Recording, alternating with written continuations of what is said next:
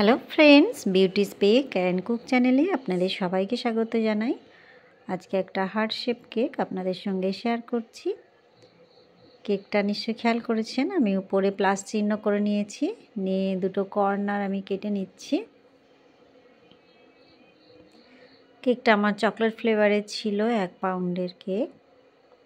Heart শেপের কেকের order যখনই আসে আমি চেষ্টা করি এইভাবেই বানাতে, কেননা আলাদা করে মোল্ডে বানিয়ে রাখা হয় না, সবসময় রাউন্ড শেপেরই আমি বানিয়ে রাখি। আর যখনই এমার্জেন্সি কোনো অর্ডার আসে সেটাই কাটিং করে আমি হার্ট শেপ বানিয়ে নিই। একটু সামনের অংশে একটু ক্রিম লাগিয়ে নিচ্ছি, নিয়ে স্প্যাচুলা দিয়ে মানে কেকের সঙ্গে মিশিয়ে দিচ্ছি ক্রিমটা। এইখানে কাটিং পার্ট দুটো আমি লাগাবো যেন প্রপার শেপটা পায়, সেই কারণে ক্রিমটা দিয়েছি।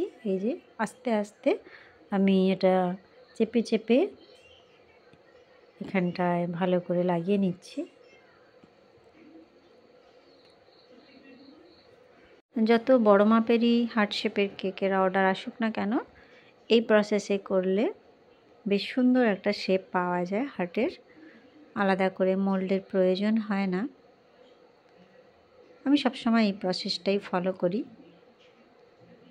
একটু ক্রিম দিয়ে যে পার্টগুলো কাটিং করে নিয়েছিলাম সেখানটায় আবারও একটু ক্রাম কোট করে নিচ্ছি, কেননা ডাইরেক্ট আমি যখনই এখানে ফাইনালাইজিং করব কোনোভাবে কেকের গুঁড়োগুলো হয়তো উপরে উঠেও আসতে পারে, সেই কারণে একটু ক্রাম কোট করে নিলাম আরেকবার। আর এই যে যেখানে আমি জুড়েছি দুটো পার্ট, সেইখান থেকে ভি শেপ করে কেটে এই অংশটা আমি বাদ দিয়ে দিলাম, এটার কাজে লাগবে না আমার। দেখুন এইবারে ঠিক হার্ট শেপে চলে এসেছে। আবারও এখানে একটু ক্রাম কোট করে নিচ্ছি।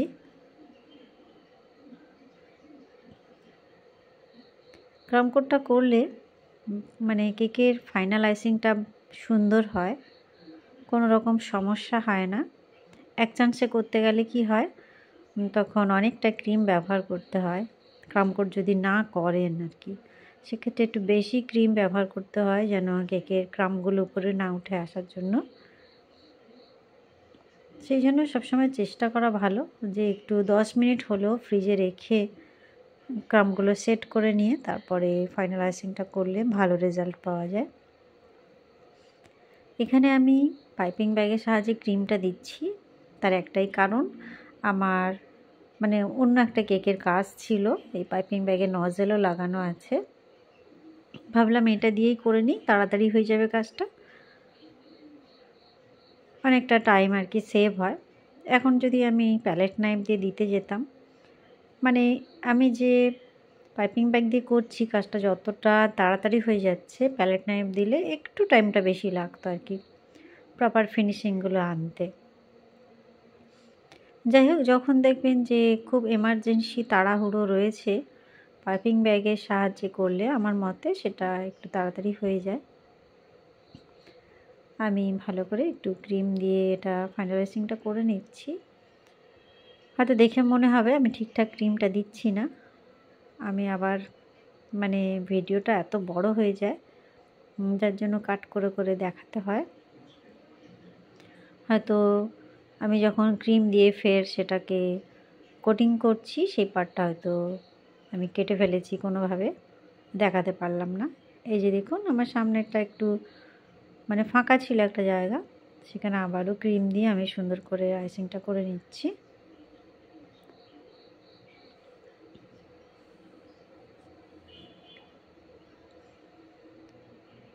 যেহেতু আমি এর উপরে চকলেট দিচ্ছি না, ওই জন্য ডাইরেক্ট এর উপর ডিজাইনটা করে নেব। একটা সিলিকনের ব্রাশ দিয়ে সাইডটা একটু দাগ দাগ ডিজাইন করছি, অ্যাকচুয়ালি কোনো প্রয়োজনই ছিল না আমার এটা করার, তবে একটু করে নিলাম যেন দেখতে ভালো লাগে, সেই কারণে। আমি এখানে 1M নজেল নিয়েছি আর ক্রিমেতে রেড কালার মিক্সড করেছিলাম, মানে একদম light red colour, proper red আমি এখানে আনিনি, আমি হালকা রেড দিতেই কালারটা দেখুন কত মিষ্টি একটা কালার এসেছে, মানে রেড কালার দিয়েও যে এত সুন্দর একটা লাইট কালার পাওয়া যায়, না পিঙ্ক না রেড, অপূর্ব সুন্দর একটা কালার। আমি হয়তো ওটা বোঝাতে পারছি না। আমি যখন করেছি কেকটা ডেকোরেশন তখন মনে হচ্ছিল এত সুন্দর একটা মিষ্টি কালার। যাই হোক, আস্তে আস্তে আমি কয়েকটা গোলাপ বানিয়ে নিয়েছি আর নিচে একটু বর্ডার করে নিচ্ছি। কেকটা আমার কাছে ভীষণ এমার্জেন্সি ছিল, মানে 1 ঘন্টার মধ্যে অর্ডার দিয়ে সেটা রেডি করতে বলেছে। আমি সেই হিসাবে ভাবলাম তাহলে সিম্পলের উপরে কি করা যায় সেটাই করে দিই। আর এখানে গ্রিন বলবো না, মানে গ্রিন কালার, অবশ্যই গ্রিন কালার, মানে আমি একটু ব্ল্যাক, ইয়েলো, গ্রিন এই 3টে কালার মিক্সড করে কালারটা এনেছি। দেখুন কত সুন্দর একটা কালার এসেছে। সেটা দিয়ে পাতা করে দিলাম, নিচেও ছোট ছোট করে কয়েকটা পাতা করে দিচ্ছি একটু জাস্ট দেখতে ভালো লাগার জন্য।